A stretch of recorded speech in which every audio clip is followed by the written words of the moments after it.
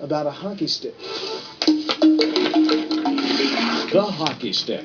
Not the first instrument you'd think of to make the case for man-made global warming. But over and over in the scientific literature, the term keeps popping up. To be sure, not a hockey stick like this, but like this, a graph, first published in 1998 by Dr. Michael Mann, an expert in the little-known field of paleoclimatology. Mann set out to plot northern hemisphere temperatures over the last 1,000 years. The graph shape, like a hockey stick, suggests temperatures remained relatively steady for most of those years, before rising sharply in the 20th century. Its inescapable conclusion is something happened beginning about 1900 that caused the Earth to dramatically heat up. But what? Here you have to add in other researchers' findings that carbon dioxide emissions from cars, homes, and factories can trap the sun's heat in the atmosphere. That research, viewed in the context of Mann's hockey stick graph, supported a theory that if humans continued to generate even more CO2, they would heat up the planet so much that polar ice caps would melt, sea levels would rise, heat waves would scorch our planet, and the Earth would become essentially unlivable. Mann's graph made the point so dramatically that it was prominently featured in a publication by the United Nations-sponsored Intergovernmental Panel on Climate Change, also known as the IPCC.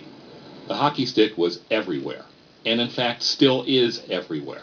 Patrick Michaels is Senior Fellow in Environmental Studies at the Cato Institute, a libertarian think tank. If you wanted to say that the current climate was so unusual that terrible things were going to happen in the near future, it was absolutely at the core of it.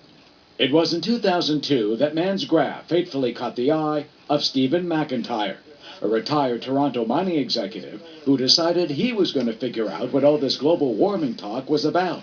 McIntyre isn't a scientist, but he was a math scholar, and he has dealt with geologists all his life. He told us he emailed Mann, asking for copies of his data. To my surprise, he wrote back that the data was somewhere, but he'd forgotten where it was. And I thought, this had been on the front page of a UN study. It just seemed inconceivable. The data was not at his right index finger. Eventually, Mann did provide data from his study, which reconstructed long ago temperatures not from thermometer readings, which go back less than 300 years, but from indirect evidence, so-called proxy data, studies of ancient ice, ocean coral, and mostly the rings of old-growth trees. Now, every student knows you can tell the age of a tree by counting the rings. For example, this slice of a giant sequoia here at New York's American Museum of Natural History is more than 1,300 years old. Now, paleoclimatologists believe that as a general rule, the wider the rings, the hotter the year. As you'll see later, some say it may not always work out that way. But again, the basic theory is this, that if you properly analyze the rings of carefully selected ancient trees, you can accurately reconstruct a temperature record going back centuries. And that's what Professor Mann did, gathering up the various proxy evidence, designing a complex series of computer programs to run it through, and generating the temperature readings that formed his hockey stick graph. Were you surprised that scientists were so certain about their conclusions when it's based on the proxy evidence? Well, if you had really good proxy evidence, you could be fairly definite about things. But I think the problem with with the tree ring and ice core evidence over the 1,000-year period was that there is a lot of inconsistency.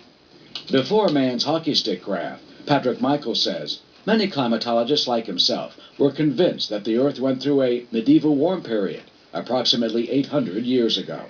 As this graph in a 1990 IPCC publication indicates, during that time, long before the advent of the internal combustion engine, temperatures were warmer than the present day. There was a lot of evidence for the medieval warm period. Diverse, independent streams of evidence. And McIntyre was trying to figure out how a result could have come out that was so different than what appeared in this very, very large stream of literature. I started noticing problems with the data. Problems with Dr. Mann's data.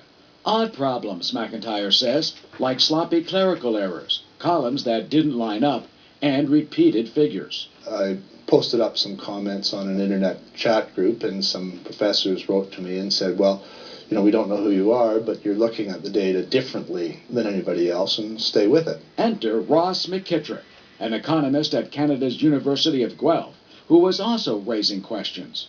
Steve just sent me an email one day. He wanted to show me the work that he was doing on the hockey stick. McKittrick is now a visiting professor of economics at the University of Buckingham in England. What was your reaction when you saw his analysis of the hockey stick?